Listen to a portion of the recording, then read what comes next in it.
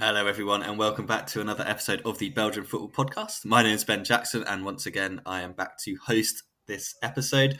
And as always, I'm joined by Scott and Joris. Guys, how you doing this evening? Hello guys, hello everybody, hope you've had a good week. I just want to let everyone know there will be no secret meetings here. Everything will be above board and there for your listening pleasure. But wouldn't you say the same if there would be a secret meeting? That's the very definition of a secret meeting. You should hear what we say in private, everybody. Or better not. Keep that to ourselves, I reckon. For those that don't know, there was a meeting of secret, well, meant to be a secret meeting about restructuring the league again among a couple of clubs, but it wasn't a secret because everyone knew kind of that it was going on or found out about it going on. Make of that what you will. Hopefully, they should at least give this structure a little bit of a chance before we start restructuring again. A couple of those teams as well might actually be in the league in the future, so maybe they want to get the restructure in now to save themselves. Who knows? Let's quickly go through this weekend's score roundup. Westerlo, they beat Standard Liège 2-1 on Friday night. Genk, they beat Molenbeek. Molenbeek obviously under new management. That finished 3-1. Leuven could only draw 0-0 with 10-man Charleroi. Antwerp, they lost at home for the first time in yonks to KV Mechelen. Cercle Bruges drew 1-1 with Club Bruges in a very entertaining Bruges derby. Kortrijk lost 3-1 at home to Union. Anderlecht had a crazy couple of minutes to win 4-1 against Sint-Truiden. And Ghent finally won in 2024 when they beat Eupen 2-0. Let's start then in Westerlo. Obviously, Westerlo against Standard Liège. Two sides looking to kind of pull away from the bottom few spots. Kind of going into this one, you're thinking if maybe Standard could win, they can kind of almost feel a little bit safe, just judging by points gaps and stuff like that. Not the aggressive starts when Kamal Sør gave away a penalty in around about the 34th minute. Who else? Nicholas Madsen stepped up, put it in the back of the net. He just doesn't miss penalties, this guy, does he? He's an absolute magician. He's a clinical from the spot. Standard did get themselves back into the game, though. Konstantin Leifis, I feel like he's constantly being told he's not good enough and should not be in this team. And then every season they just kind of bring him back around about this point because they realise that they haven't got any other defenders. He pops up with a goal just before half-time to make it 1-1. Then Griffin Yao scores one of the best goals of the weekend. Absolute thunder strike from him to make it 2-1 to Westerlo. And yeah, Standard, as we kind of mentioned that secret meeting, they were one of the sides there, whether they should be, because they are in all sorts of trouble, just judging by the performance and the result in this one. And then people, and if there are any Everton fans listening, will probably know that Owners 777, it's kind of been almost hinted at and kind of revealed this week that they basically need to buy Everton because they've kind of tied themselves up financially in so many different things. But then with Standard, we know that there's been financial issues anyway. So it's a pretty grim picture for the fans. It's a pretty grim picture for the club.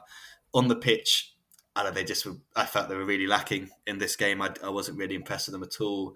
Whereas Westerlo, I think, Rick de Mills, he's got them winning games. He's got them exciting, kind of turn around a little bit of a almost downward kind of turning formula. Is the honeymoon period over? But I think this result, I feel quite confident in them being able to avoid the drop. I feel like even if they went into the bottom four, I think the football that they play is so much more dynamic than other teams.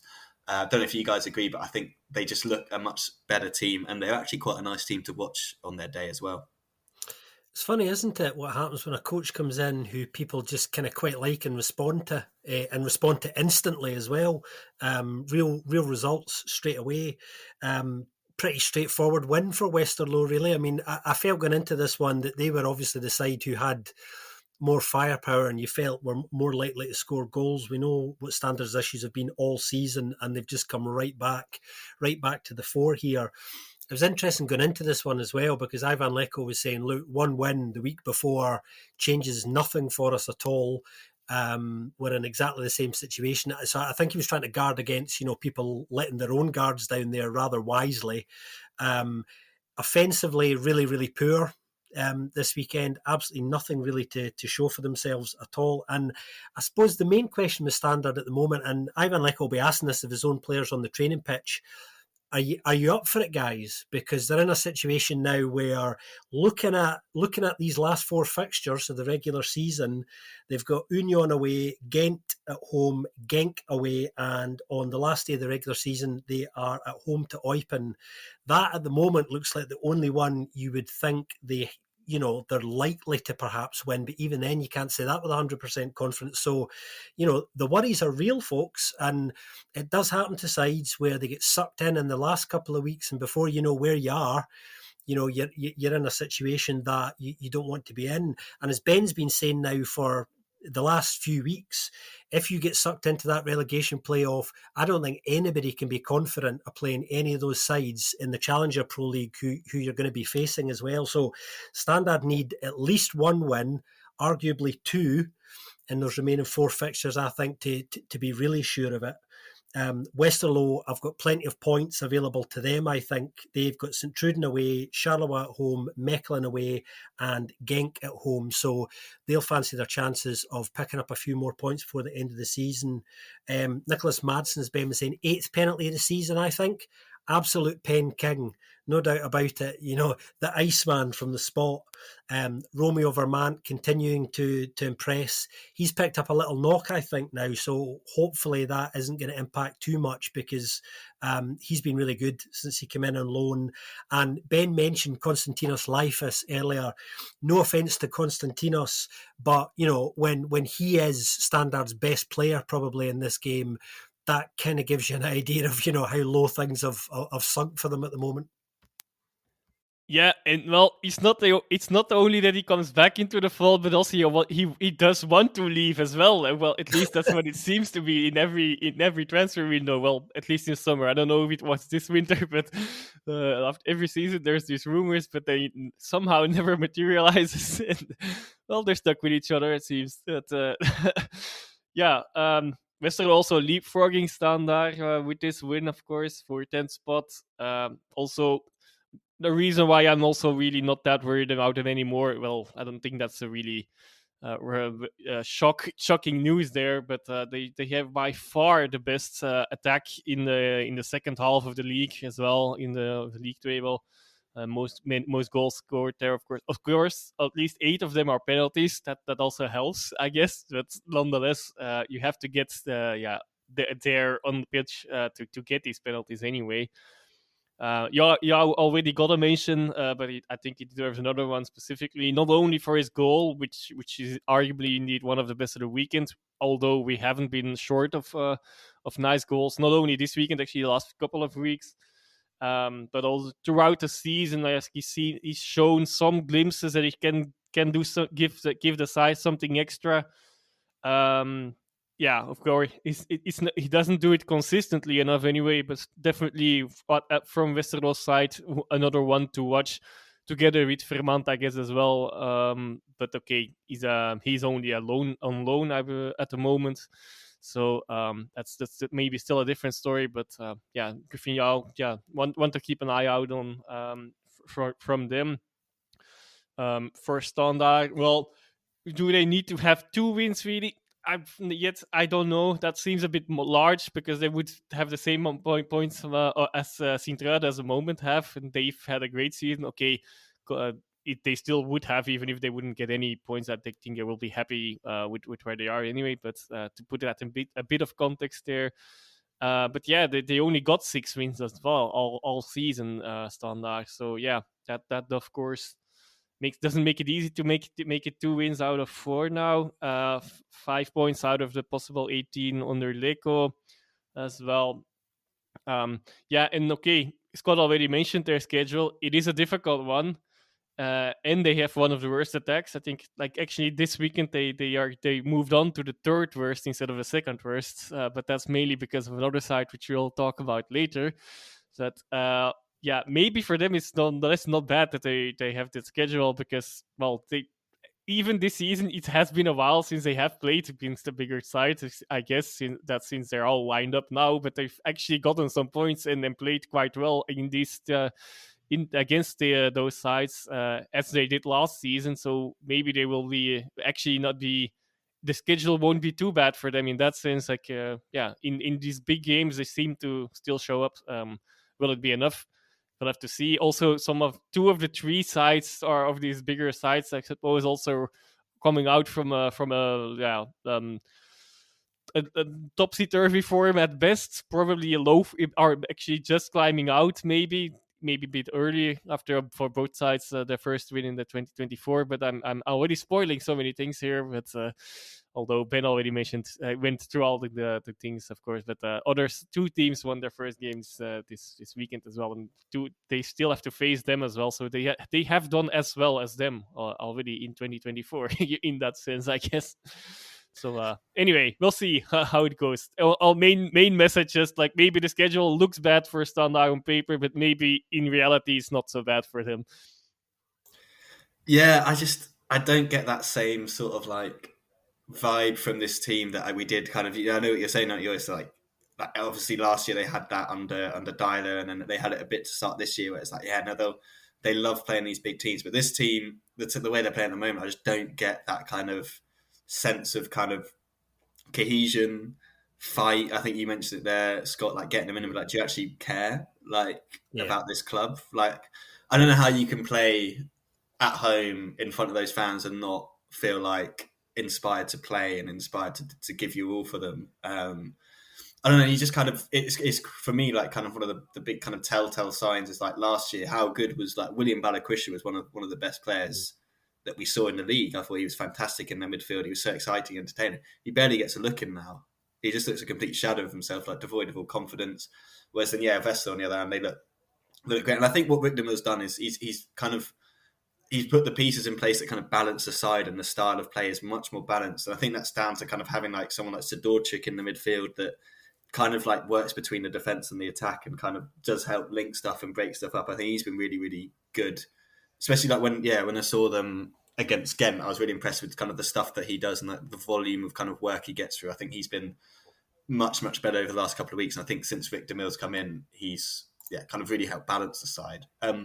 Joris obviously mentioned one side that got their first win in 2024, so let's go to them now. Genk against Molenbeek. Didn't start great for Genk. New man Bruno Illes. I keep calling him Ilres. I need to get that one right, but maybe he won't be here long enough for me to have to worry about getting his name correct. I was just going to say that. I says, keep wait until we know. Yeah, we'll just call him Bruno until it sticks. He's obviously in until the end of the season. Scott, I'm sure you can give us a little bit more of a lowdown on him later on. From all the kind of noise coming out, it didn't sound like he was the first choice, which is always like a big red flag. We didn't get off to the worst of starts. Alberto on loan from you-know-who in Brazil. He gives them the lead after 2 minutes. But then Bilal El Khanous is like, nah, actually, come on. I deserve more assists this season. Let's not put him in the back of the net. His corner comes in. Tolu heads it in. I don't know if you guys saw at halftime, they obviously do those weird kind of in-game interviews with players. And they're like, not the best header who ever scored, Tolu. And he was like, it was all right. It wasn't. I was pretty happy with it. The goal went in. So he was a bit like, but yeah, that was a Khanous cross. But then the next one, the pass to Luca Oyen, it was so good it almost fooled Luca Oyen. Oyen thought it was going to go over his right shoulder, but he slotted it through the left instead. And you see Oyen look to his right and realise, the ball's over there instead. He was just so open. Lovely finish from him. It's so nice seeing those two kind of youngsters link up. Even though, because I always forget that Oyen's older than Khanous. I always thought El Khanous, he just looks a little bit older. And I think the way he plays, he's got the kind of mature head. But yeah, Oyen's actually a year older than him at least. So that made it 2-1. And I think at that point, Genk really did deserve to turn it around. Van der Voort had made a couple of decent saves and Molenbeek had missed a couple of chances. And it was you could just feel that kind of tension in the crowd, couldn't you? That kind of, when they miss the chance, it goes a little bit silent and everyone's like, we're not comfortable in the lead that we've got. But I thought in the second half, Genk should definitely put the game away. I think they had plenty of chances to do so. Finally did when El Ouadi found Zakiri to make it 3-1 not deep into added time, just into added time. No first win for Bruno, although Adramola on loan from Crystal Palace at halftime was like, we're quite happy with the boss. He's come in and given us some new ideas and stuff. And it's always kind of telling when they say like what's been going on in the training ground and how it's different. And you're like, what does that say about the previous leadership. Yeah, really good win for Genk. Quite an important win because it keeps them on track to kind of push for that top 6. For Molenbeek, it's just another kind of weekend without any points and just slipping further into that situation where I feel like it's almost that we just got to accept that they're probably going to be in the playoffs at the moment, in the relegation playoffs. It feels they're kind of destined for that bottom 4. Where they'll end up in that is anyone's business, but they could do with at least putting some sort of decent form together before the end of the season, just to at least give themselves a chance. Yeah, well, I won't say too much about Genk here, other than this was a deserved win. Joris can give us a full dissection on the Genkies in a second. But in terms of Molenbeek, I think some reasons to be positive. Ben mentioned Carlos Alberto, who I think for a couple of weeks now is looked not bad, actually, starting to contribute a bit as well. I think the main thing for, obviously, Molenbeek this week, the new coach come in, Bruno Erles, as Ben was saying there.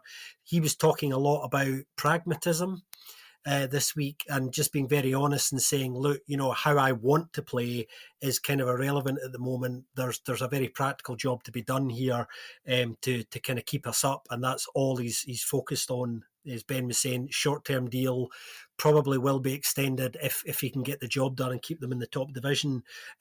Slightly surprising appointment, as Ben is kind of getting at as well. I don't think any of us saw this one coming, and as soon as his name was dropped in across media circles, it was almost done. So I think the decision was taken very, very quickly here. They did speak to a lot of people. Some people, reasonably exciting names that, people will know. But I think because of the circumstances the club were in, I think a lot of people weren't prepared to touch this with a barge pole, which I can kind of understand. But Bruno Erles, former Monaco player, of course, in his playing career, had to retire early, I think, 28, 29, I think. He sustained an injury that kind of put pay to things. And he actually starts his coaching career, like a lot of coaches nowadays, as an analyst, in this case an opposition analyst for Didier Deschamps when he was at Monaco. So one of the things that Bruno has in his CV is working with, tactically, I suppose, the young Yannick Carrascos of this world and the young Kylian Mbappes during their time in Monaco. And I'm sure that's a good conversation and icebreaker for him when he meets people. But yeah, he kind of progresses, manages a few lower league French sides, has very moderate success there. Wins the title in Moldova with Sheriff Tiraspol, which, you would hope he would, because they win the title a lot. Then comes back to France to work for the City Football Group, of course, who own Troyes. And this is, I think, probably why he's got this job in a way, because he saves Troyes from relegation unexpectedly in a reasonably impressive turnaround there. Starts the following season quite positively, but still loses his job regardless. So he does have history of saving sides in a tight spot from the drop. Although, I'm just going to put this out there, League One ain't the Pro League, guys. And he looks a bit, I don't know how to describe it, a bit funny with his mustache, like the goatee almost, actually, even almost. Well, anyway, but okay, we're not judging him on that. Like I'm the last person to do so, because look at me. But nonetheless, yeah. Very happy finally that for first win in 2024. A bit more staggering is it's also the first game that Genk turned around, that they won after going behind. They hadn't done so this season so far. It's high time that happened because yeah, and I actually didn't watch this game myself. I was relatively happy about that for a while. Luckily, that proved to be a wrong feeling afterwards. Oya getting his chance again and score and being back on the score sheet will do him the world of good for his confidence. Really needed that first goal in 2 years almost, I suppose that must have been, because obviously last season he didn't. And and it was the first this season. And you could also see apparently that his game, that he actually grew in confidence with a goal as well. Probably the whole side did a bit. They got the lead, and he managed to do a bit more and get some damage done as well with the opponents. So hopefully it actually indeed gives him confidence, and that he can play against keep his place at the moment as well, a little more, or at least get some more game time. Worth mentioning for Molenbeek is again maybe also a boycott from the fans, for away fans, that they didn't go to the stadium, although they did manage to get a lot of banners in the away end. About aimed at John Dexter, of course, and well. No, I don't. So they were actually in English, or at least some of them, but I don't remember exactly what was on there. But the gist was this: that this club has a soul. Then, well, get out, I guess. This Unlike club you, has a soul and you don't. I think that was the gist of it. that's probably the gist of it. Yes, so that, Mhm. without completely being sure, I wanted to put it mildly still, water it down a little, but nonetheless. And well, I'll also mention already a goal for the new manager after less than 2 minutes. That must have been good. But that was really one of the few good things for them. Although they actually had quite some chances or at least a few good chances still in the first half as well. Van der Voort with a really crucial save as well. So it was good to see the actually three youngsters really shine in this game with Van der Voort, Ooi, and El Canous. And well, in the end, this doesn't bring Genk into the playoff spots, Champions playoff spots yet, but it's getting really tight now, really narrow, and. I personally obviously hope, very subjectively, that they win against Charleroi on Friday, looking a little bit ahead. But I suppose many people would actually like that as well, because if they do, with then two big games between two rivals right above them, it could suck in Antwerp and Club Brugge in the mix again as well.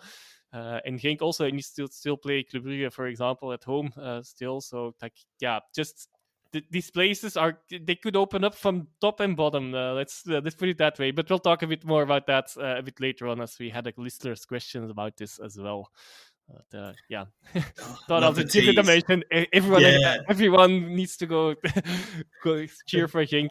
They have a terrible record at Charleroi though, so as well. So I have to already lowered expectations as well.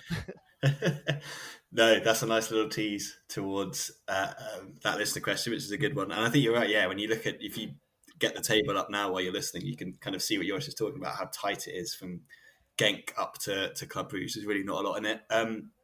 Speaking of Charleroi, let's move on to what was not one for people that like entertaining football or goals or anything like that. Leuven at home to Charleroi. I guess kind of the big main part of this game, it did have a big impact on it. Etienne Kamara, one of their new signings, picked up a pretty stupid first yellow, kind of waving his hand back and hipping Playtix in the face. And then he just, I can't remember who he wipes out, but I think it might be Mertens or someone like that on the counter, just absolutely wipes them out. It's so pointless. And he's obviously a second year to get himself sent off. But this was a game lacking any real quality.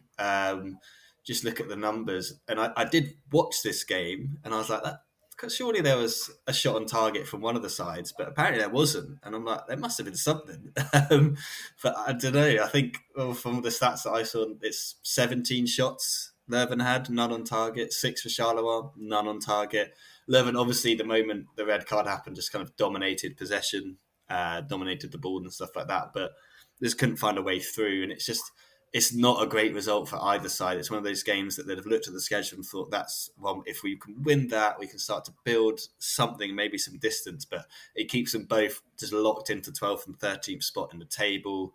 Does at least bridge a little bit, like makes the gap with Molenbeek 3 points, if that's going to be important at some point, potentially. But I guess, guys, we probably shouldn't dwell on this game too much because there's not much to say, but it's also not really a surprise that these two sides kind of ended a game, like had a game like this. Like you could probably see it coming quite clearly. Well, Ben was talking there about how this game lacked quality, and as he was kind of hinting at, if I tell you that neither Toby Lacen, who we've been raving about, pretty positively for a wee while now, who's been a big player for Leuven, nor Charleroi Herve the Cat Coffee had a single save to make, neither of them. That tells you how blunt this game was on the whole. Leuven marginally better, I think, in terms of their bravery. A draw, definitely the right result. It was always going to be 0-0 when you look at it like that. Big positive for me, John Thorsteinsson, shout out to him this week. By far Leuven's best player, not only in this game, but arguably their best player of the season. And, he's playing on a side just now that just, are, I can say it because he won't want to say it, but I think he's better than that. I think he deserves better for what he's putting in there as well. He actually created a fair bit this weekend, but there was nobody in the end of anything or willing to try and be in the end of it. So, a good shift from him, but, really frustrating at the same time. And both of these two kind of fighting for their lives at the moment. Leuven's run-in, they've got Molenbeek away this weekend in a massive game. Both of those sides will be looking at this going, if we win this, then just, maybe we can breathe a sigh of relief a little bit.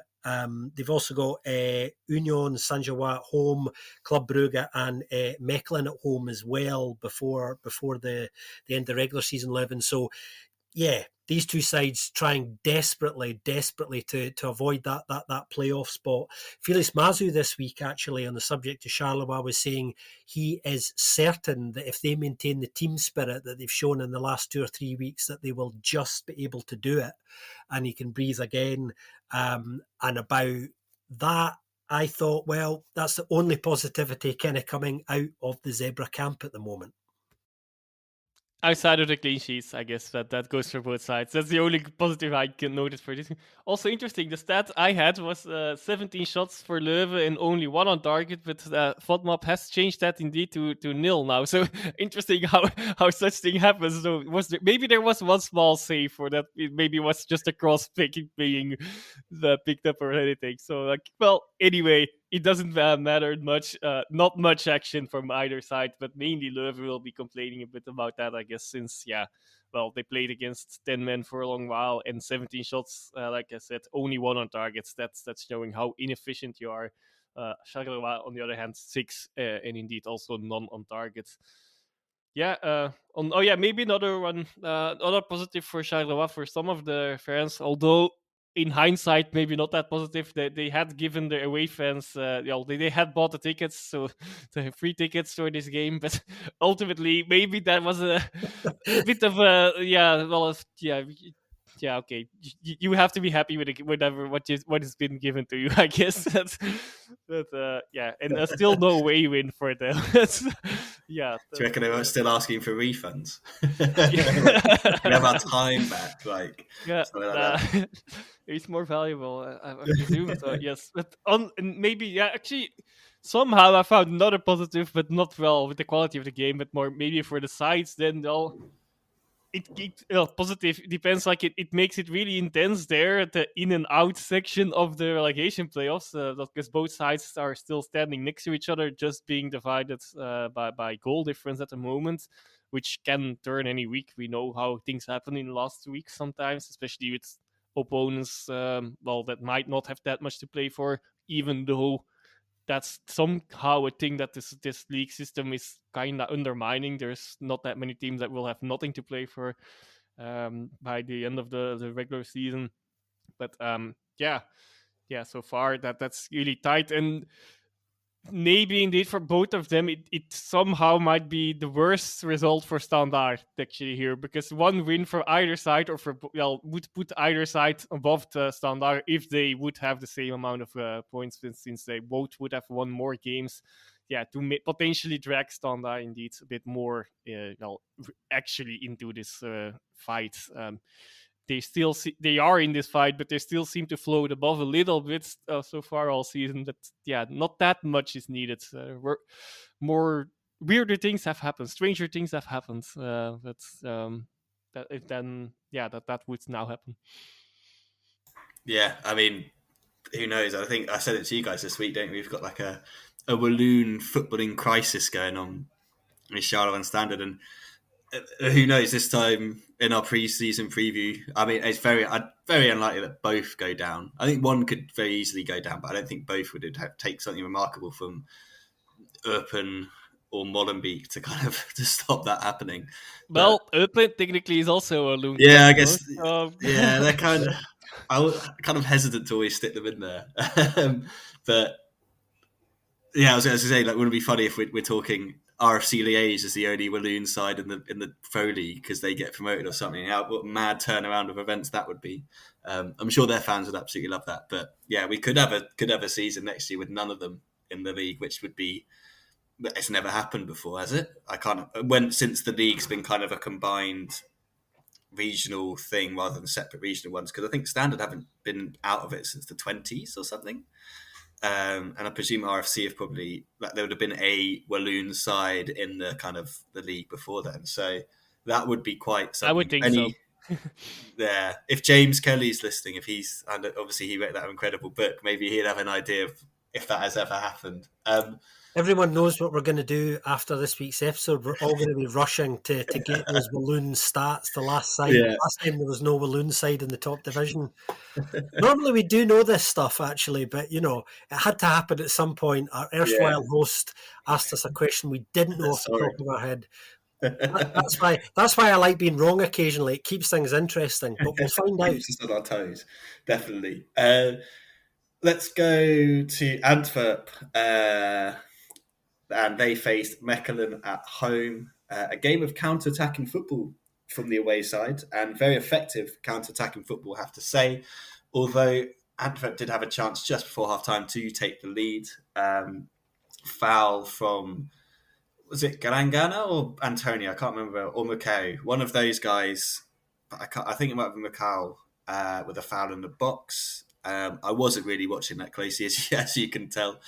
I know Slimani was mainly the main guy pointing like, what? That's a penalty. Yeah. I don't think he committed did he commit someone committed the foul. Doesn't need to be. Doesn't mean that. Doesn't need to mean that, actually. I can see Slimani complaining even if he was at the other end of the pitch looking in the opposite direction. I feel like he's the sort of bloke that'd be like, that's not a penalty, even though I don't have eyes in the back of my head. But I know that Macau got booked, so I presume it might have been him. Who cares? So Antwerp got a penalty. Alderweireld fell over and put it wide. And then, Mechelen's counter-attacking football in the second half, I thought was just fantastic. They had so many chances. A great one where Mrabti went round Butte, but kind of found the side netting. And I think he's not fast. He's not that mobile, but he's very effective at the style of play, isn't he, Slimani? His intelligent kind of runs. He's just like his physicality in trying to get the ball. And it really did work with the likes of Bill Antonio, Mrabti, Scoofs as well, kind of bombing forward. Fulan as well. Like, at times he was getting forward. Like, it really, really did work. And it was Slimani who eventually, from a counter-attack, found Mrabti. This time he decided not to even try and go around Butte. He just absolutely leathered it into the back of the net. Lauerbach came on. He had a chance on the counter to kind of put it in as well. He went round Cook as well and then found the side netting. So they had plenty of chances on the break, Mechelen. I thought it seemed like very effective, very kind of well thought out style of play that for some reason Antwerp just couldn't really deal with, which was strange because like this isn't the first time they faced a side that can counter-attack like that. But I do generally think Slimani made a massive difference to the way they were playing and stuff. And you could just see them, they'd look up, they'd see the cross on, they're like, yeah, well, let's just stick it in the box because if he might get on the end of it. So you just see this kind of, there's a reason this guy's the highest scorer for Algeria in history. Do you know what I mean? Like this, he's a very, very clever footballer and a very intelligent footballer. And he's already bringing the passion and the side of him that I think this club loves to see and the fans would love to see. So yeah, I was just full of kind of enjoyment watching him play. He's just so entertaining to me to watch a striker that just loves to bully people. And you can tell he's still like, going up against Alderweireld, this is going to be fun. Let's get him some tussles.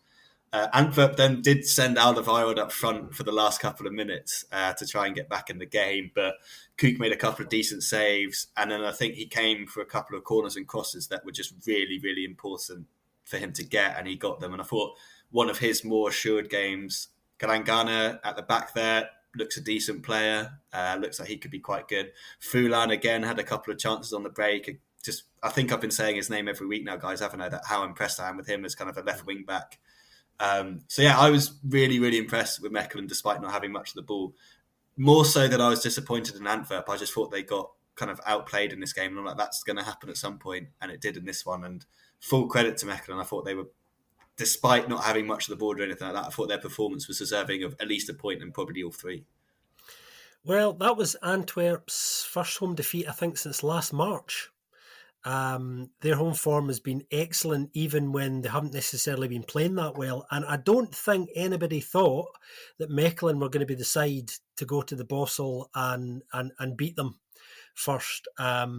They've been enjoying themselves, to be honest, since the turn of the year. They've not lost since we've come back from the winter break. They've won 4, drawn 2, and there's just a general kind of feeling of positivity about the place now that wasn't there not so long ago. So quite a big change in a short space of time, against the odds as well. You know, no money really spent in the window, very little manoeuvrability, and there wasn't much of a sense of there being this kind of turnaround, I don't think, to be honest. So fair play to Besnik Cassie. He's come in, he's got inside everybody's heads, and he's getting some results at the moment. He was talking this week actually about next season, and as we know, his deal is to the end of this season, and then they'll have a look at it. And he was more or less signalling via the media this week that he's enjoying himself there and that he would definitely be open to staying. So, he's opening the conversation very wisely through media channels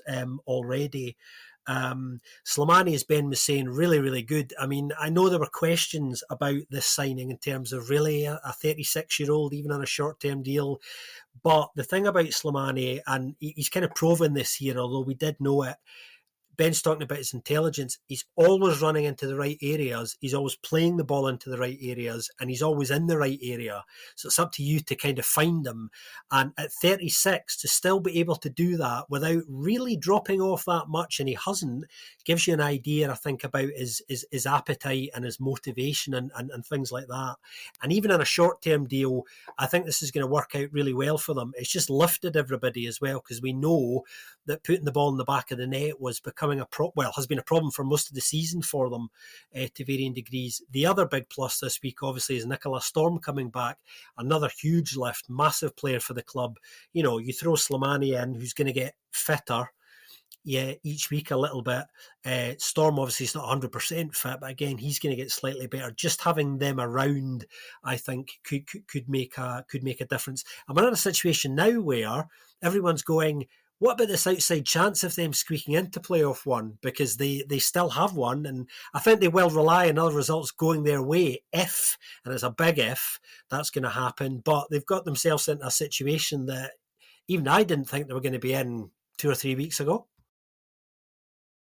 Yeah, last week I already said not gonna happen. So far I'll still stick with that. But no, I don't think you're gonna be too complaining about it. Too much complain about it, given the situation a few months ago.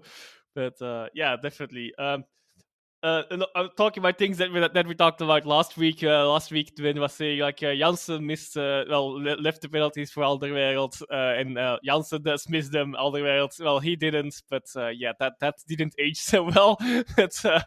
Yeah, so that was one of the worst penalty misses. To be honest, I also not very confident that would be a penalty for me, but. In that sense, maybe justice was served, but yeah. I really liked, you guys have seen this as well, actually, when he slipped and he missed it. It was Cook's reaction, which I thought was brilliant. No mercy, no sympathy whatsoever. He was right in his face. Fucking yeah, come on. yeah, and of course it's more the way that he ultimately fumbled it. That was a bit the funny part there. Yeah, but okay, despite what I said last week and what I'm still saying, like favor a schedule maybe actually for Mechelen to get to well, at least to tickle a bit more on this playoff spots, Champions playoff spots, which also a crucial game against Cercle Brugge as well that actually could prove crucial. Well, there are a few games in that area of the classification that still coming that could make things, teams and things swing one way or another. First goal against Antwerp for Mechelen, that was as well in the last 6 head-to-heads fixtures, and it wins them the game. So that's really good. Even though also there, I would argue Butte could have done better there probably, but it went a bit above him. I guess it was, of course, a very hard shot, but I feel like the best Butte, that's more of how high we rate him, I guess, would have gotten that. But here, like, he's he's he's not bad, but he's indeed also not completely in that form of last season anymore either. Although he's still one of the best keepers in the league, of course. But that's he has shown a little more of his moments where he does have he has these moments again. That he did have that a few seasons ago as well. Last season he managed to keep that to a minimum. Now it seems to come back slightly, not to the same extent as before, I think, but yeah, there definitely have been some moments this season where he could have done better and maybe gotten Antwerp something out of some games, on a few rare occasions. But and like I said, Antwerp were hinting at before. Antwerp not completely safe out for these playoff spots as well now because of this loss. Yeah, no, they're definitely not fully in it, that's for sure. And I think kind of going back to Hazi and kind of next season, you could do that old, was it Rio Ferdinand with Ole Gunnar Solskjaer? He's like, just put the piece of paper down, let him write whatever number he wants and just sign a damn thing. Don't think Mechelen will want him to write any number he wants because there's definitely limited funds. But maybe just give the man a golden Carolus and just let him just sit there and kind of enjoy next season or something. I don't know. I feel you got to give him another year. And I think Slimani has shown, to me, like, I think the fear probably Anderlecht had about him was like, at some point this man is going to slow down and we don't want to pay him too much and commit too long to him. But maybe Mechelen could be like, well, look, no one else is going to give you this kind of opportunity to play at this level, but we're happy to give you another season. I think another season of him could be great because they could be like, look, we did it with Igor Di Camargo. Like, we used him in a way that we transitioned him from kind of player to coach as well during that period and stuff like that. So I'd like to see both stay for another season. I think if they can do that, I think he's earned that right, hasn't he? He's earned the right to kind of come back next year with a fully fit Nicholas Storm, because I don't think we'll see a fully fit Nicholas Storm until next season now. And I hope they don't push him. There's literally no point forcing the man back in. I think it's take it easy with him, just introduce him slowly and build him up over the summer. A shame because he's probably missed out on his move now, hasn't he? Like, he probably should have had it a couple of years ago. Injuries and then staying around and stuff like that. It's definitely cost him, which is a real shame. Let's go to the Bruges derby on Sunday, which I guess we could say was kind of a similar vibe in the sense that one team is very much looking to just play on the counter and the other team was very happy to have the ball and kind of dominate possession. Somehow there were no penalties in this game, and I'm talking about both sides. I think there could easily have been some pens in this one. First one for me, I mean, it all kind of came in the second half, didn't it? There was a couple of decent chances for both sides in the first half, like Circa very much happy to kind of sit and look to break. Felix Lamartial kind of trying to lead them and push them forward when they were doing that. Club very happy to kind of have the ball and try and create around the box and stuff like that. So it was a really nice kind of contrast of footballing styles, which was quite nice to see, rather than both teams trying to play the same way. Whether you enjoy Circa's slightly more direct style of play, I know not everyone did this weekend, but it's how they play and it's how they've always kind of played this season. We get into the second half and first kind of penalty shout, I believe it was Nielsen and Miange. Miange just kind of goes through the back of him and I was like, oh, that's got to be a penalty, isn't it? Like, surely doesn't get the ball and just goes through the back of him. They didn't give it, so I was like, okay, like let's see how this one goes. The Martial goes down the other end. He just picks up the ball and just runs past almost everyone. And then Van Aken chips him up, either inside or outside the box. It's kind of hard to say, but if it's inside the box, it's a penalty. But it's like, okay, they didn't give the Nielsen one. They haven't given this one. At least we're getting some inconsistency, I guess we could say, in that these have been given penalties right across the season, but for some reason they are decided in this game there's going to be no such thing as penalties. Another one, I can't remember if these happened before or after the goal, which we will touch on, but we'll talk about these penalty shouts. Augusto gets the wrong side of Ordonez, who just bundles him over. It's awful defending to begin with because he kind of lets the ball bounce over his head and Augusta gets on the goal side of him. Then he just like collapses into him, brings him down. Again, Cena given could have easily been a penalty for me. And then the final one with Jukla, I believe he turns Popovic, maybe. He just sticks a lazy leg out, brings him down. It's a little bit theatrical from Jukla, but again, seen him given, like there's contact in the box. You could easily give a penalty there. But they literally just decided at this point that no one is getting a penalty in this game. You'd literally have to kind of break someone's leg, I reckon, to get a penalty awarded in this one. But it didn't happen. But the moments that we did see from this game, Varlason had a really good game. I thought he made some really, really good saves. Came for crosses as well. Kind of like we were saying with Kuki, came for some crosses and stuff like that and actually got there. And that's one area of a game that you're always a little bit like, I think we've always known he's a very, very decent shot stopper. Like, he's got good reaction and stuff, but it's the other parts of his game that we're a little bit concerned about. He actually gets an assist in this one, apparently. Although I'm kind of non-convinced about it, but heading at the back post from a Club Brugge player, I can't remember who it was, looks like it's going in, but he just dives to his right, tips it straight to the feet of Alan Minda, who just looks up and is like, I'm just going to run with it from my own box. I'm just going to run around everyone. I think he was quite fortunate that the players coming back were De Kuyper, Olsen, and I think that was it. And then there was someone else Noosa as well. So you had De Kuyper, Oyen, Olsen, and Noosa. Not the three most kind of defensive-minded players, even though like, one of them is actually a defender. Couple of step overs. He cuts in front of someone and then smashed it into the back of the net. Maybe Mignolet could have done better. I'm not too sure. It does kind of like take a little bobble over his hand just before finding the back of the net. Circleton just kind of sit back for most of that. Kind of after that, they're very happy to defend. Club do have a couple of chances with Varlason, makes a couple of good saves, but then Noosa gets his assist. Lovely cross, Euclid with a really nice header. Nothing Varlason could do about that. It finds the back of net. Game finishes 1-1. Rodriguez gets sent off for a foul on Varlason. That's then rescinded. He then gets sent off anyway. It's all just kind of kicking off at the end, which is what you want to see in a derby. Lots of away fans there as well, so it's a really, really good atmosphere at the Jan Prydel.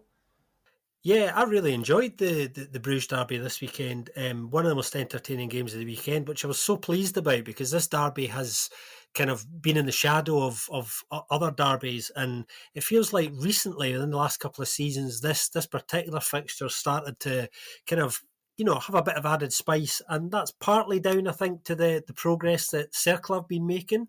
In the last 2 or 3 years, it's really become a bigger fixture on the season calendar.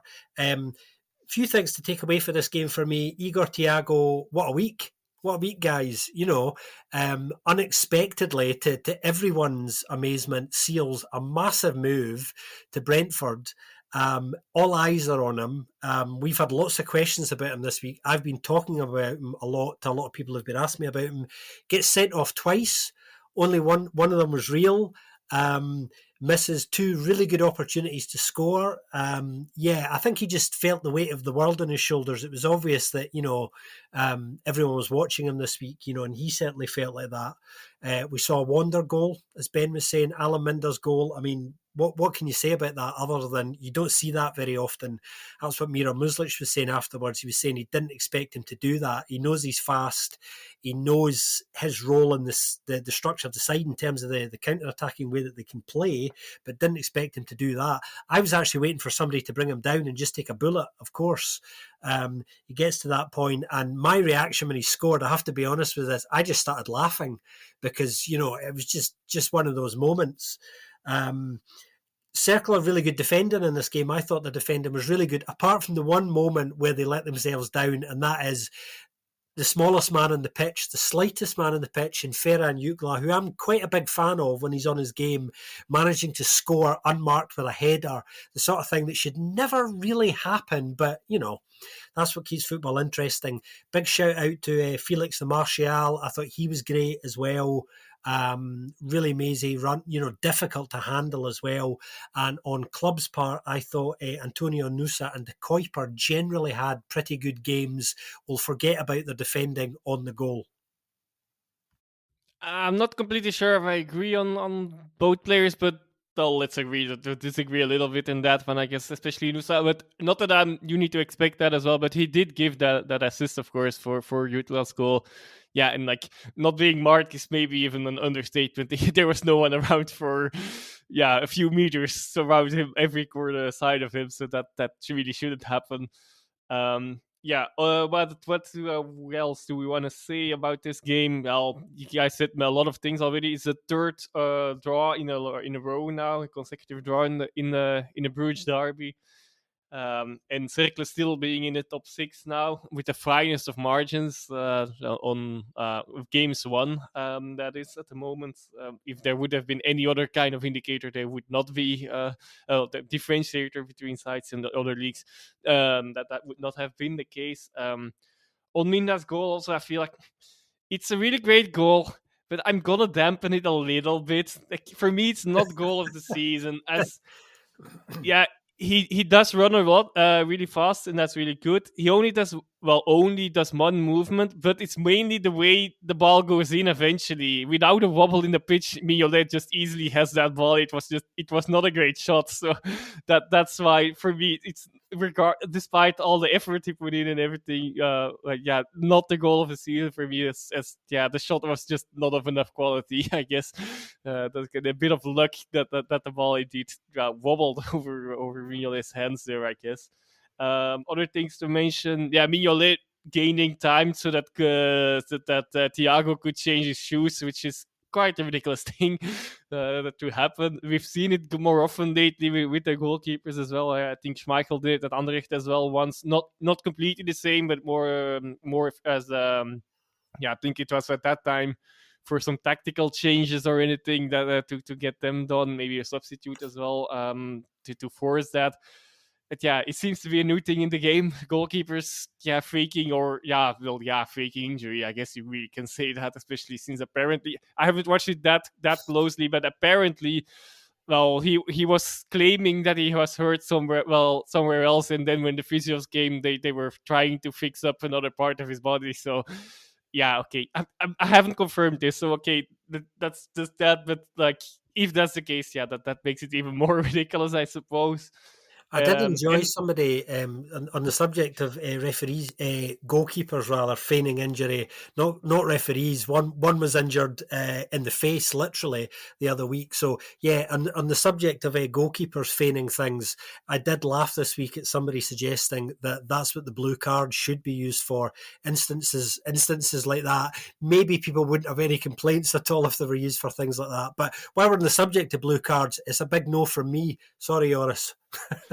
All good, but also, like, what would happen if that would happen? Because you would still sub your goalkeeper often anyway, no? So, anyways, that might indeed, stop these things from happening, of course. But that effect might be there. Anything else? 13 minutes added on, still a bit of a weird thing. Okay, in the end, it didn't really change much, except Thiago did indeed get his second red card of the game.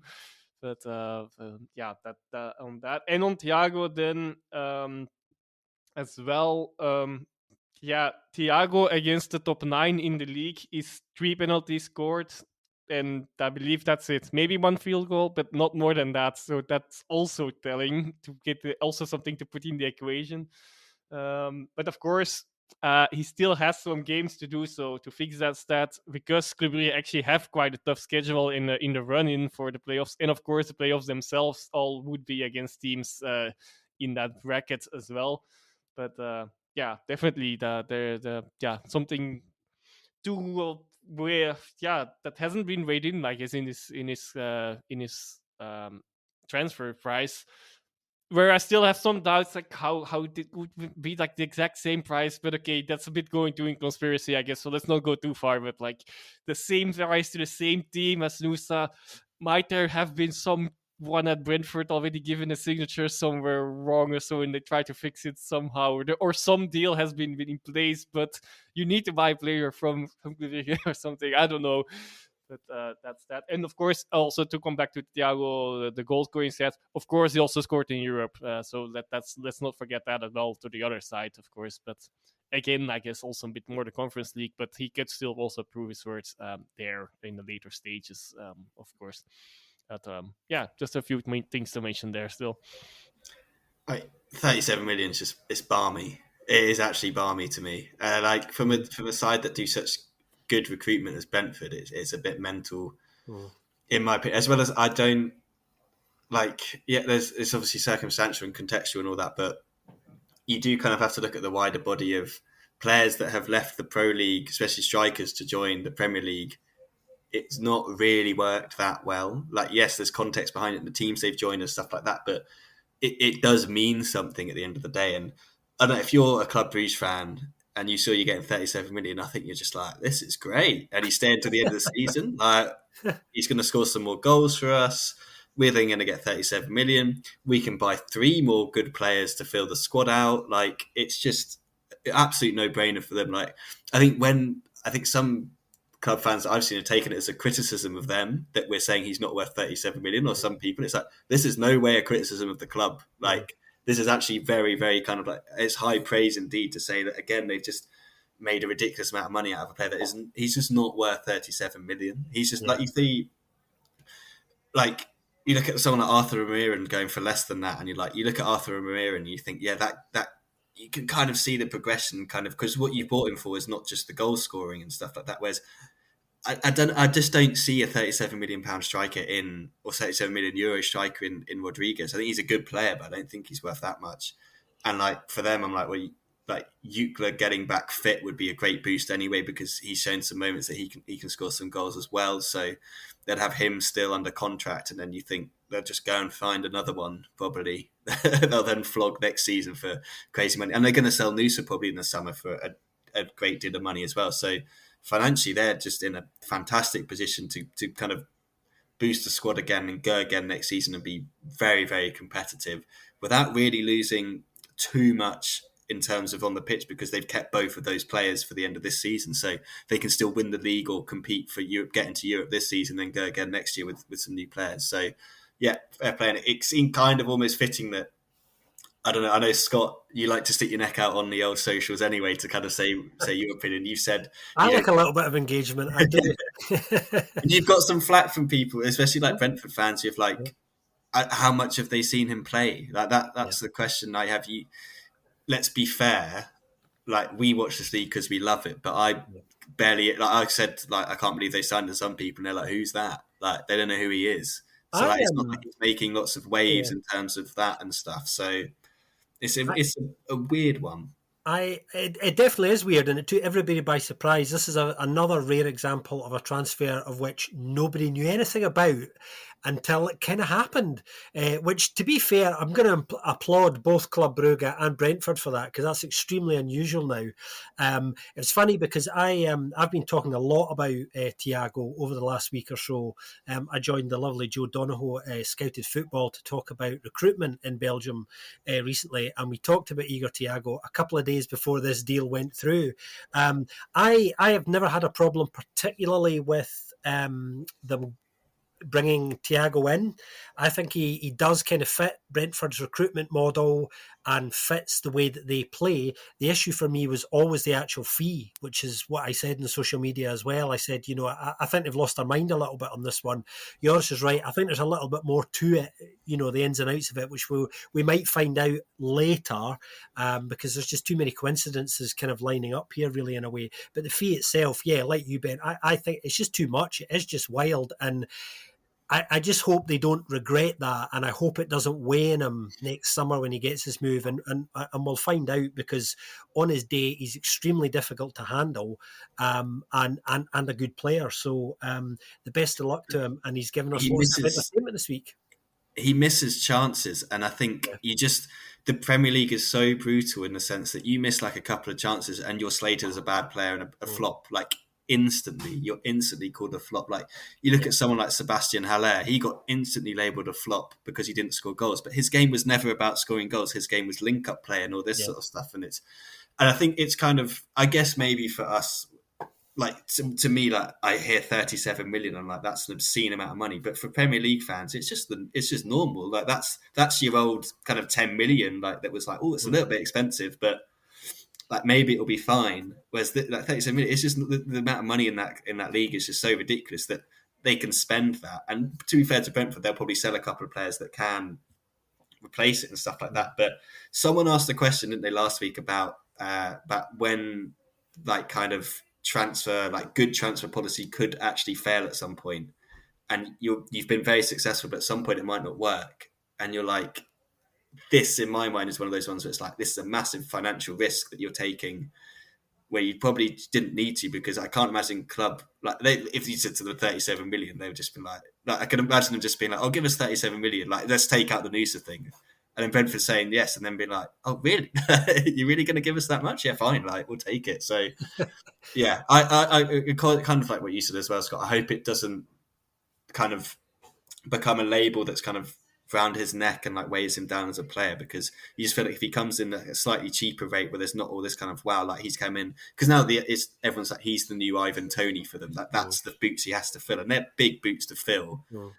And they didn't spend that much to sign Ivan Toney. Like they spent very little to sign Ivan Toney, which is why he looked like such a successful player as well, because it was like the small outgoing to kind of make it big. Whereas this is a big outgoing that you then need him to really, really produce. Like he's got to score the same amount of goals as Ivan Toney, and I don't think he finishes chances well enough to do that in a league where you don't get as many chances as. Like, let's be fair, if Club Brugge are playing the likes of Erpen or someone like that, he gets a ton of chances because a lot of the sides in this league are terrible defensively. Let's be fair, like we've seen it. Whereas against Circular, like you said, they defended quite well. He had two really good chances and he blazed them both over the bar. So I don't know, wish him all the best and fair play Club Brugge, congratulations. Like that is a great sum of money and we spent quite a lot of time talking about it. But I felt like we just needed to get it off our chest in this forum rather than on kind of social media. And I don't know, hopefully for Brentford fans, he does become a massive success and we're kind of eating our words. That'd be great. It'd be good for the league because it mean more kind of big transfers and teams can kind of ask for more money from players and stuff like that. We mentioned just then about good recruitment, so let's talk about the team that people were asking us questions about last week. We have got a response about the academy, which we will talk about in a little bit. But Union that is, travelled to Kortrijk to play the basement side. And yeah, well, from the outside, you'd probably see this one, top versus bottom. But how many times have we seen in any league around the world where top versus bottom does not go the way you expect it to go? Unfortunately for Kortrijk, it went the way you expected it to go, and it went the way you expected it to go quite early. Union obviously coming off the back of that 2-2 draw with Frankfurt in the Europa Conference League. Another game where I have to say they went 2-0 down. I was like, that's it, they're done. Obviously, they just were never done. They came back to draw 2-2.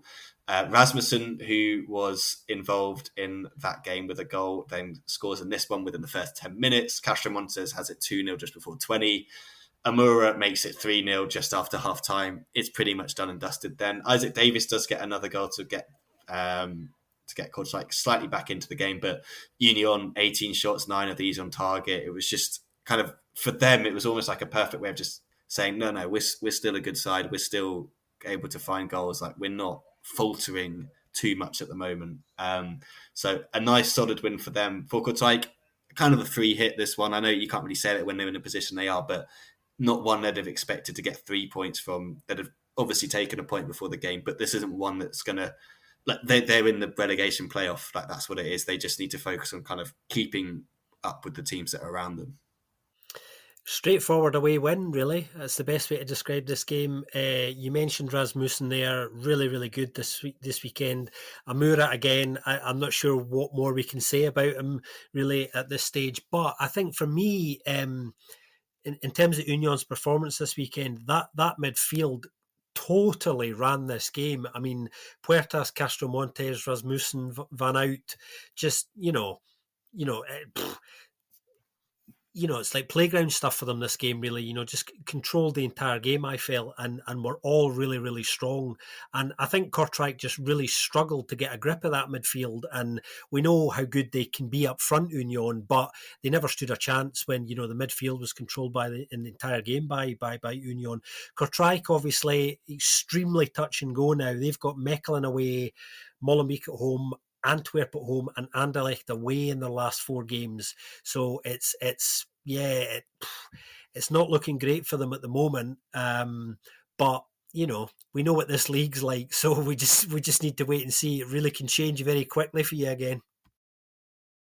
Yeah, definitely. And if you pay attention, if you have paid attention, you can hear Molenbeek against a few of their straight rivals coming up now as well, which, well, could either be in the end for them or maybe actually completely drag them out of the relegation playoffs as well. So, yeah, the interesting weeks coming for Molenbeek. But okay, that's not on this game, of course. For Kortrijk, has the Freyer effect worn out, is what a clickbait site would say, I guess. Maybe, but we can't really say. It's difficult.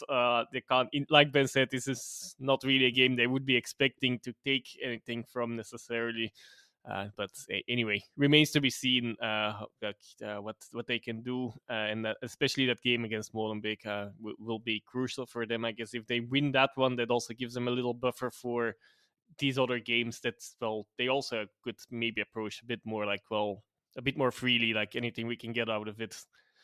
Depending on other results, of course, they might be in a position again where they will really need to take something before really being out of sight already at the playoffs. But noteworthy from their side as well, Isaac Davies scoring his 6th goal of the season, all 6 at home. So, well, definitely a player that likes to play at the Hildesvoorde Stadion.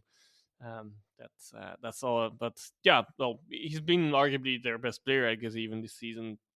But I have to admit, can't really say much on that. I don't see that much of Kortrijk outside of the highlights, and he did score quite some goals. Well, 6. Like, it's some not fair enough amount for that side that struggles to score anyway. Yeah. On Union, that's 20 games unbeaten in the league now. That's, well, an impressive run. Also won all 6 games against Kortrijk so far since their return to the first division. And what else? Well, Teklab got a first start, maybe worth to mention as well. Nothing too much more to add to that, but well, just that fact on its own. And maybe Eckert Deinze, I suppose you could still say about, after all, one of the worst misses of the season, I guess. Like, already in the 2nd minute or 3rd minute, almost for he needs to tap it in, but he taps it like completely at Pirag's feet instead. And, he makes up for it with the assist for the first goal from Rasmussen, of course. But he is having a little bit of a slump in scoring, well, also in playing time. He's not playing that much lately as well. So also for him, a rare start lately. The rotation a bit with European games now coming back, I guess, and the cup games and the schedule in general. He hasn't scored in, I think, since Matchday 6 or so. No, that might be a bit too early, but like since a few months anyway. Not in 2024, and I think it might have been October or maybe even September since his last goal. But so like I said, he made up for it with an assist. And also, well, the goal from Castelmontes does deserve a shout out. It not only the finish was really great. I'm a little bit bummed that in the end it didn't really completely go through, because the build up was really well until like the ball towards him actually was not great, and actually intercepted by Kortrijk. They then Union got the ball back again. He got the ball back, and he had a brilliant finish. But that whole attack up to that point felt like the ball would go in anyway, and then they actually ruined it. But they got away. Well, in a way, got away with it. So it doesn't matter. There was no way that Union would have lost, or not have gotten the 3 points in this game, though. Like you guys mentioned as well. Like Scott mentioned, the whole midfield was under control anyway.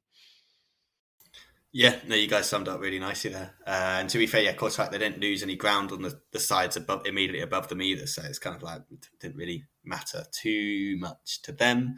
I was going to say Teklab. It's cool to see him start. Eritrean eligible. I don't know if he's actually played for the national team yet, but it's pretty cool to see an Eritrean footballer in Belgium. Most of the times when we see an Eritrean sportsman in Belgium, they're usually on a bike. It's nice to see him with the ball at their feet. Instead of kind of winning sprints or trying to win some sprint races like Pinium Gamay. Let's go to Brussels, St. Truden against Anderlecht. Anderlecht starting Arnstad at left back. Always thought it was a bit weird that he was going to be playing at full back, and then saw the first goal, and I was like, yeah, it's even weirder because, I mean, well, the guy's creative and can pass, but apparently he can't pass backwards. He instead just found Stoikers just running past him. Stoikers ran through and scored. It was awful, really bad, really, really bad. Kind of stayed at 1-0 to St. Truden before half time. They're playing quite nicely again, trying to kind of hit on the counter where they could play it out as well. I said to you guys, going from watching them playing out successfully to watching Urban try to play out literally within the space of half an hour was just like chalk and cheese. It was a horrible thing to have to do. But this is what we do for this podcast. We watch teams that can't play out compared to teams that can. Second half, just the game completely switches on its head within the space of like 5-6 minutes. Torgan Hazard, who's been in really good form recently, starting to kind of show a bit more. He makes it 1-1 just before the 50th minute. Strykens then in the 52nd makes it 2. Dolbo then taps it in the 55th to make it 3. Vasquez then scores from the spot. Anderlecht win 4-1. Everyone forgets about the first half. Everyone's happy with the second half. They don't lose any ground to Union, stay within a title race. Gap to them and Club Brugge is now 9 points. So that could be quite significant. They're the only team, them and Union are only kind of the only two sides really guaranteed of that top 6 finish.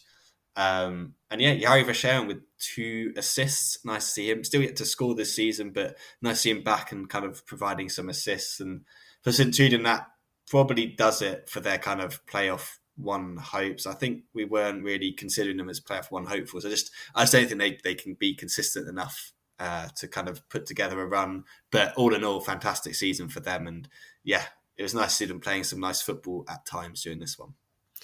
Well, this game actually had Alan Minda's wonder goal aside, my moment of the weekend. Now, Torgan Hazard, who Ben mentioned, scored this weekend. And for those who keep and I'm going to use a bird metaphor here, an eagle eye on things in Belgium, you will have noticed that part of his goal celebration involved mimicking a bird. And there's a lovely story behind this. Well, I think it's lovely anyway. Torgan Hazard's pet parakeet, Toto, which he's had for a number of years, passed away recently. And it was actually his children who said to him, look, Dad, if you score this weekend, you have to dedicate it to Toto. And that's what he did. And I love these little moments where, there are quite significant little stories behind things that make absolutely no sense at all when you see them. Just a lovely moment. And, but for Alan Minda, this would have been my entire moment of the weekend. So that's my little moment of the weekend, but just a lovely one. Anderlecht didn't turn up in the first half, as Ben was saying. I do not know what was going on there at all. And St. Truden, I think, were probably worthy of their lead at that stage. I suspect there were some crosswords in the home dressing room because, you get 3 goals within a 6-minute spell and everyone's like, right, it's okay, that didn't happen. But, Anderlecht have had these spells in games where sometimes they've started slowly or they've had a fallow period in a game where they've had to kind of get their act together. The score flatters them maybe a little bit, but they did take their chances, to be fair to them. St. Truden, I agree with Ben. I think that's probably it for the playoff one hopes now. I think one of the interesting takeaways for them this weekend is we saw the first playing minutes for new signing Adriano Bertoncini, and we're all looking forward to seeing what he can do in the top flight because he's been well protected by Torsten Fink up to now for a few weeks. So he's obviously been eased in there.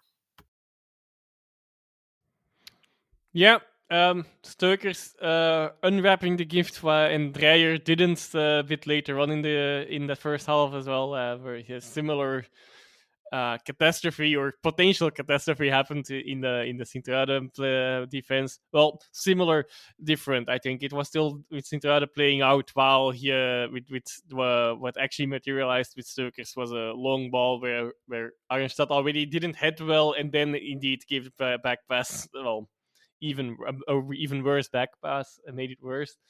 But not really great for first half for Anderlecht indeed. But they did secure their Champions playoff spots in the second half. officially now.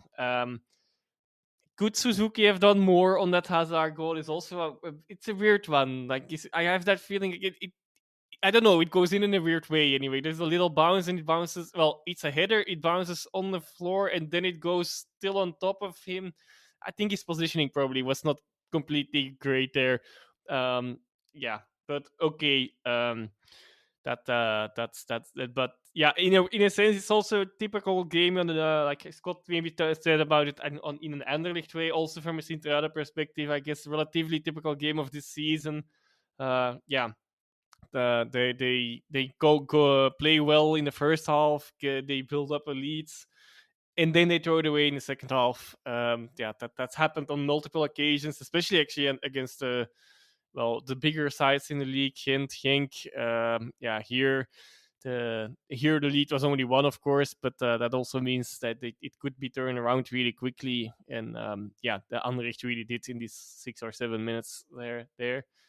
And also another thing, yeah, we talked about it a little bit before. I think last week or 2 weeks ago. Yeah, their away form is just not good enough to really have that shout for the Champions playoffs. And yeah, I agree again. Like I think now they are 6 points behind plus a game. Yeah, so they 7 points virtually behind.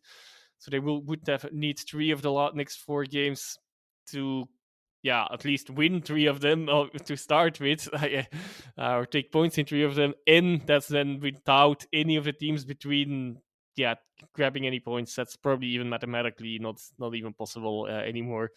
But nonetheless, a good season for them, and we'll see if it peters out or if they can pick it up again and find good form to fight for this. For the last European tickets in the other playoff. Yeah, that's obviously still a possibility for them as well. Yeah, also interested to see what they look like next season. Like, see if they build on this or if they just completely kind of don't. Trying to find a better word to say, but I can see them not building on it and kind of wasting what's been a very good season, unfortunately. But we shall see. One side who's not had a good season, Eupen, they hosted Ghent, who've had a terrible 2024. Including a loss during the week to Maccabi Haifa. I said to you guys, because I was watching this one, that Ghent could have easily won about 4-0. They had a billion chances. They obviously lost 1-0. Big man Piero scoring the goal that was originally, I think, given offside, but he was miles onside. Really, really frustrating game to watch because they were by far the better team. They played the better football. They just had the better quality. They just couldn't score. So I think as of recording, they're playing tomorrow evening in that one, but I think it's behind closed doors because of fears of like what might happen if it's not behind closed doors. Even though the game in Budapest wasn't behind closed doors, so it feels a little bit kind of mean, I guess. Like, how come Maccabi get to have fans? Because they had fans there, and Ghent did have like a couple of fans there, but pitch was rubbish as well. Heim was right; the pitch was awful, but Ghent still had enough chances to win the game. They went to Eupen where the pitch wasn't too great. Eupen, as I said, trying to play it out from the back all the time as well. Ghent took the lead through Hong after 13 minutes. Really, really nice finish from him. So great to see him back in the side. I can't even remember Eupen having any chances apart from there was one where like Charles Cook just basically had to tap it in, but he kicked it out for almost a corner. And that was kind of the best chance they had. They just looked really poor. They looked really kind of boring to watch. They didn't really do anything exciting. They look like they're just destined to finish second bottom to me, or even bottom.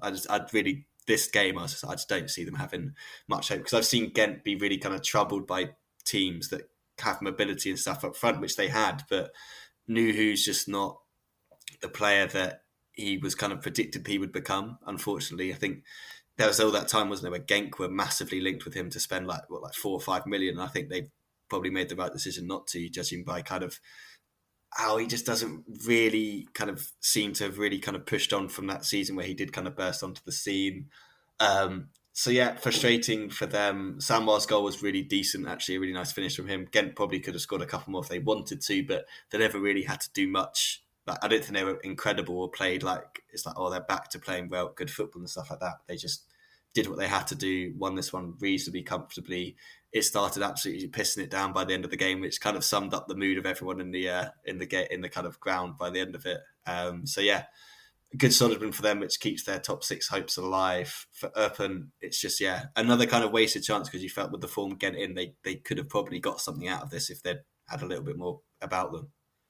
Well, the positive news for the Buffaloes this week and for Big Hein is they've won a game this year. I think that's their first win in all competitions in 9 or 10, something like that, which obviously is not good, but they've done it, and that was the important thing, kind of stopping the rot. I still feel it's going to be very touch and go whether they scrape into playoff one or not. They've still left themselves a little bit to do, and I think they're going to need results to kind of go their way as well. Eupen, I completely agree with Ben. I honestly feel they're gone already. I'm looking at the last 4 games.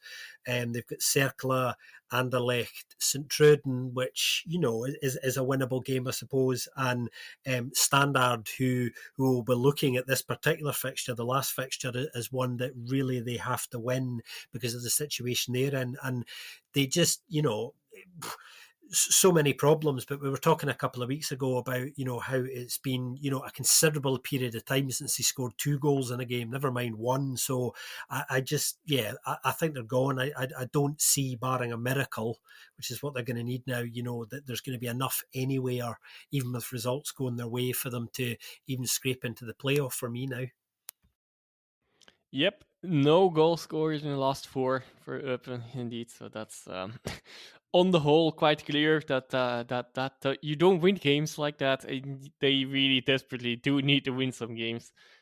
Also big fat 0 goals, but also big fat 0 points for Eupen in those games. So that's less surprising given that first statistic already. But yeah, that's really not helping them. The only thing that might encourage them maybe is that, they're not the only one. They're actually the last of the 5 teams at the bottom that haven't. Okay, I have to rephrase this. The last 5 teams haven't won in the classification. So, but they were also the last ones to play. So to fulfill that list, that's what I tried to and failed to say before. But that's the only thing that they can maybe be happy about. Well, on the other hand, of course, in the case of Leuven and Charleroi, they run away 1 point extra. Even if it's only 1 point at this stage, it really starts to matter a lot. And for Ghent, indeed also the first win of 2024, keeping them for the moment in the Champions playoffs, but they indeed have a tough schedule. I think they play against Antwerp this weekend, then against Standard. Well, there again, is it the Standard of the before or not? And also they still have to face Union again as well. And then they finish with probably on paper the easier game, the home game, I believe it is, against Charleroi. But yeah, they might have their own struggle going on there, so it might be the worst timing to face them even as well, potentially.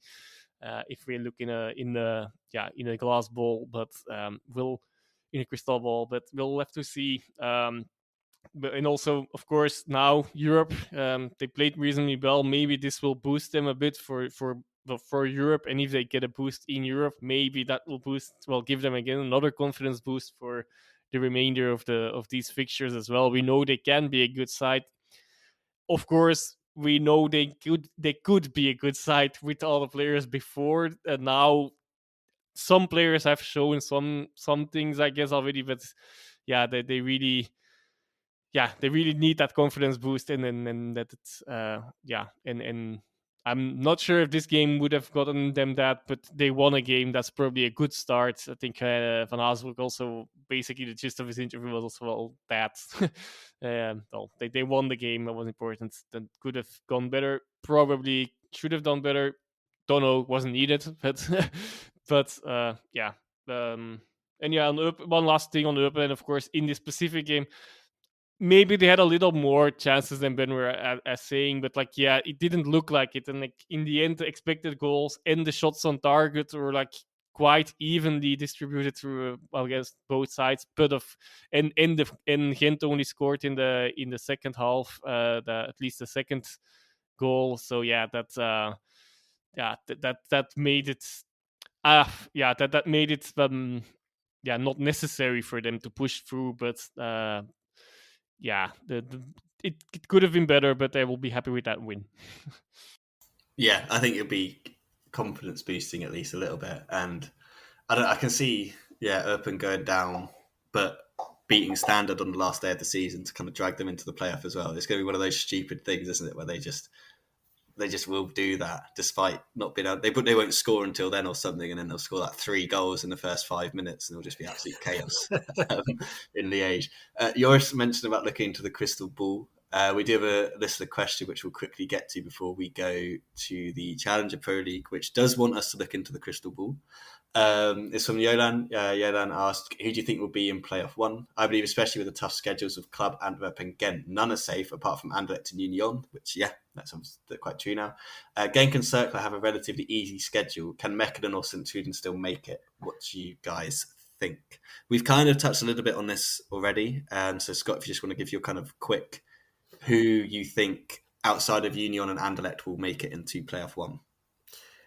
Well, I think it'll largely be as it is at the moment, but I do think Genk are going to make it in the end, which will please Joris. I think they're going to finish the season reasonably strongly and enough to get them in there. I think the side that are going to drop out, and it's just on the basis of form at the moment, regardless of the remaining fixtures, is Ghent. You just do not know what you're getting there at the moment. Cercle have a favourable run of fixtures for the last few weeks, and I can see them picking up enough points to bag what I think would be a pretty well-deserved spot in playoff 1. Yeah, and then I still can't, but okay, so after Friday I might already speak differently. If Genk don't win that game, things look different, then probably that would be a good sign for both Club Brugge and Antwerp. But if they do win, then the chances are that at least one of those sides loses points, and they're like now 4 and 5 points ahead. And like I said, there is a game between Genk and Club Brugge still coming up as well. I wouldn't rule them completely out as well. Actually, even more Antwerp than Club Brugge, because despite their recent fixture, on schedule, they on the score line, I mean, they actually did have a okay start of 2023, but 2024, but in some of those games that they won, they've been quite lucky as well. Performances have not been great. They have. Oh yeah, I didn't mention that this week. I wanted to say it as well on their game. This time, no shot from long range that's saved them out. Yeah, that has happened a few times in recent weeks. Of course, that's in a way equality, but also it's not something you can really build on week after week. And but. So I would not be surprised if one of Club Brugge or Antwerp would still, at least be tickled for the next couple of weeks. Will they really fall out in the end? I'm not sure. That I'm not confident enough in Genk myself at the moment. Still, that might again change after Friday. But I would indeed, like I stick with my answer from last week. I think it will go between Ghent and Genk for that 6th and 7th spot, with potentially maybe Mechelen coming to tickle at the bottom as well, from the bottom as well, to maybe go for a late run in for it. But given their fixture list also not completely surprising. Yeah, and then we can keep going on, of course, because then in that fixture list is also Mechelen Cercle Brugge. So if it would be go for one of the sides which would change the fate, then it also goes for the other side. In that case, Cercle might not be as fit into it like it feels like, despite the finest of margin they're in at the moment. So it's probably a question we will get every week anyway again, and there will be less and less speculation options for me here, because I can see this go a lot of ways still. But okay, I will say so Champions Playoffs will consist out of Anderlecht and Union. That's quite clear. Club Brugge, Cercle Brugge, and then you still need 2 teams. What am I overlooking here, actually? but I'll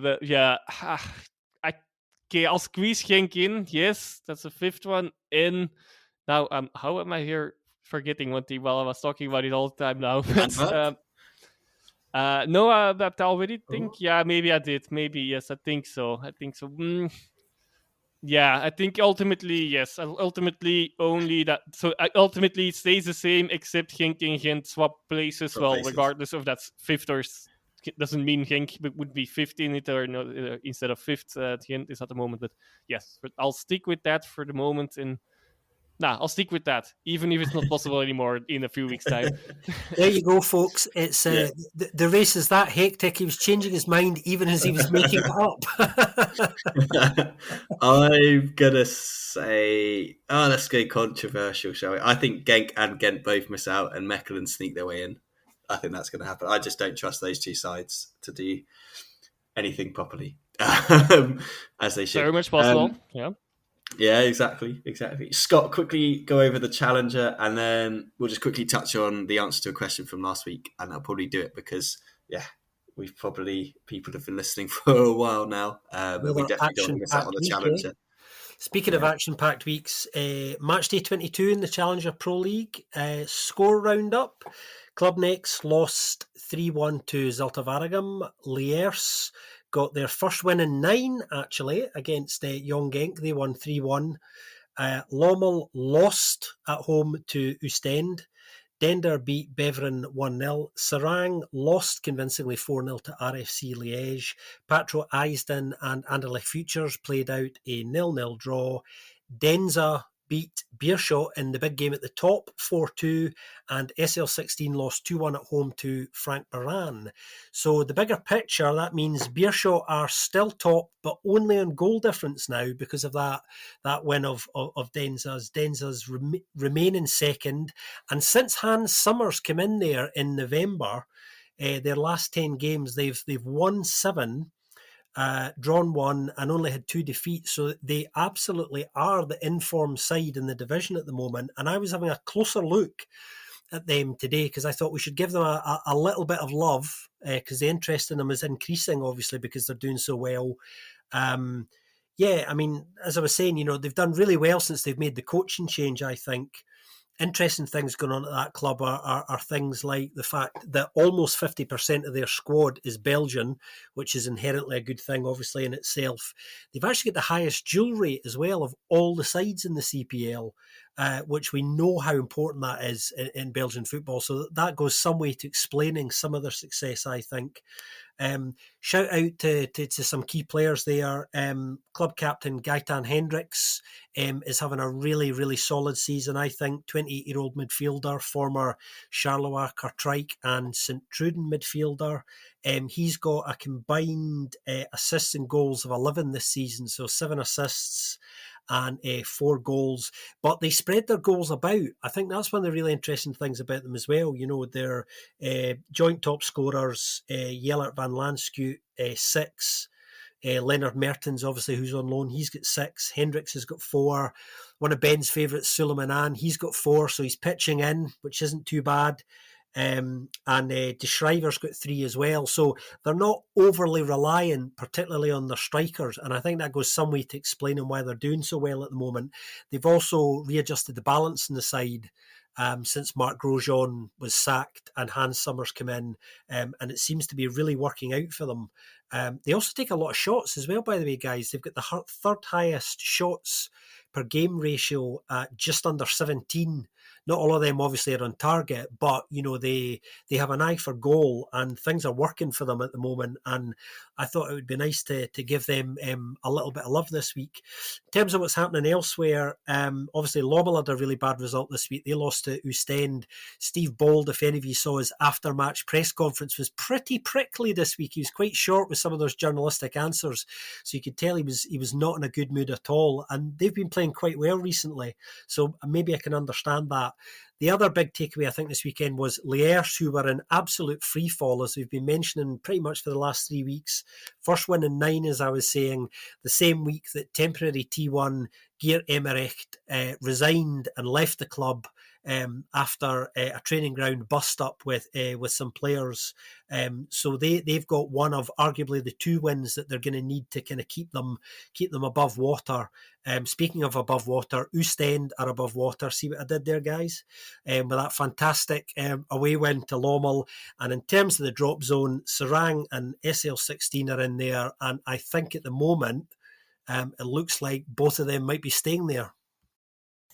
Yeah, they look pretty doomed, don't they? And yeah, I had to say, Scott, I was a bit confused when you said duel rate. I thought you said jewellery. I was like, Deinze have the highest jewellery in the league. I was like, I don't know how you measured that. I'd have been very impressed. Some interesting stats being released by the Pro League there. But that I'm alone, because I also had that. Well, you never know what they do in Singapore and where else. Might actually. Yeah, never know. I feel like that it could be a big momentum shift, that win against Beerschot. That could kind of we're waiting for the Dirk Kuyt effect to really have an effect, aren't we? And kind of bring them down a little bit. And you see the chasing pack behind them all the way down to Beveren, basically. Like, it's still not over there. So it's exciting down there for sure. Quickly before we go, we had a question last week about kind of the academy setup at Union and kind of can they keep getting lucky with recruitment. We were like, if Alex is listening, maybe he could drop us a line. He did, which is very kind of him. Thank you very much, Alex, for getting in touch. Alex Mizier, of course. Alex is lovely, isn't he, guys? He listens every week, and he proved it to us this week by following up on what we were talking about last week. So thanks for that, Alex. So yeah, he said it's kind of something they wish they'd progressed more on, basically since 2018 when they kind of acquired the club and stuff like that. It's kind of been a focus and something of kind of genuine interest and effort without much success. It sounds basically like they've been kind of looking basically to try and find somewhere to host the academy. That's the big problem. Anyone involved in acquiring land in Brussels, which I don't know if any of our listeners are, will probably agree with him that it's very, very expensive and difficult, especially if you want it for a longer period of time, which obviously for an academy, you want a permanent base. You don't want to be kind of jumping around and doing that sort of thing. So they don't want to spend loads of money basically getting this land or something and then in a couple of years be kicked out of that land because it's like all that hard work's gone for nothing. So it's kind of like a constant process for them, is what Alex says. Blah, blah, blah. Let me just read through this. Yeah, kind of like with the training ground, it doesn't, because of the size of Belgium, they've said it doesn't really matter where it is. So that's in Liège, so they can have the training ground there. They've invested heavily in the training ground. But he said they want the academy to be a bit more local in kind of proximity to the club, which makes it very difficult because then you're obviously a Brussels-based club. And if you're training ground for the academy somewhere else, it's like logistically and all that sort of stuff. So yeah, basically it's a work in progress. It's not like they're just ignoring it and something, but it's complicated by the sounds of it. And we mentioned these are kind of what we thought was the case, but it's kind of Alex has just spelled it out a little bit more. So hopefully that kind of answers that question a little bit more. And maybe in the future they'll find something a little bit more permanent because it's obviously an important part of Belgian football that every club needs a strong academy, or at least a academy that's got a permanent base. I mean, I couldn't imagine logistically trying to get your head around that. It must be an absolute nightmare. So yeah, good luck to Alex and the guys there to try and get that off the ground and kind of impart kind of the kind of progression and stuff like that they've got in the first team squad, within the first team squad at the moment, with young players coming through and stuff, to try and get that filtering into the youth sides, because you'd think if they can have success at the senior level, they can probably have success at the youth level as well, which Brighton have had as well for sure. So it's kind of, they've got a kind of template ready there. I think that's it for this week, guys. Another long one, but hopefully an enjoyable one for everyone involved. As always, it's been a pleasure. It has. It's been a hoot. And have a lovely week, everybody, whatever you're up to. And we'll see you next week.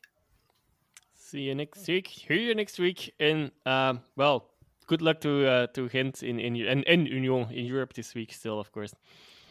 Yeah, hopefully some more fixtures coming up in Europe with those two sides going through. But it's going to be a tough ask for both of them for different reasons.